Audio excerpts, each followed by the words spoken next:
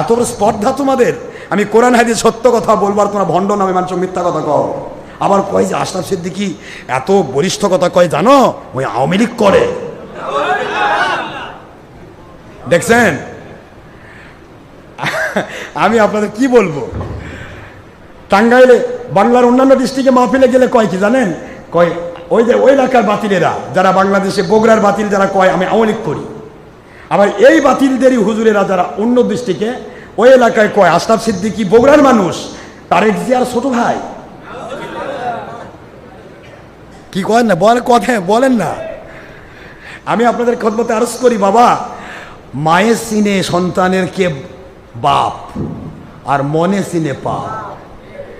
আপনারা চিনে ফেলেছেন যে আপনি কয় নম্বর ফতোয়া দিচ্ছেন আর আমি কয় নম্বর ফতোয়া দিচ্ছি, চিনা সারা। আশরাফ সিদ্দিকী কোনো গণতান্ত্রিক দল করে না। আশরাফ সিদ্দিকী খেলাফত আলা মিনহাজের নবুয়তের পক্ষে শক্তি। আল্লাহর কসম, বাংলা ভারত পাকিস্তানে যেই ব্যক্তি প্রথম ইসলামী রাজনীতি শিক্ষা দিয়েছেন তার নাম হলো মৌলানা মওদুদী। মওদুদীর রাসায়েল মাসাইল কিতাব আমার সাথে আছে। মওদুদী রাসায়েল মাসাইলে তিনি লিখতেছেন, কেউ যদি গণতন্ত্রের ভিত্তিতে খেলাফত কায়েমের গল্প করে সে আল্লাহর সাথে বিশ্বাসঘাতকতা করবে। তিনি তার রাসায়েল মাসাইল কিতাবে লিখেছেন, যেই ব্যক্তি ইসলামের রাজনীতি করতে গিয়ে খেলাফত করতে গিয়ে কোন মহিলাকে নেত্রী বানাবে সেই ব্যক্তি আল্লাহর সাথে মুনাফিকি করবে।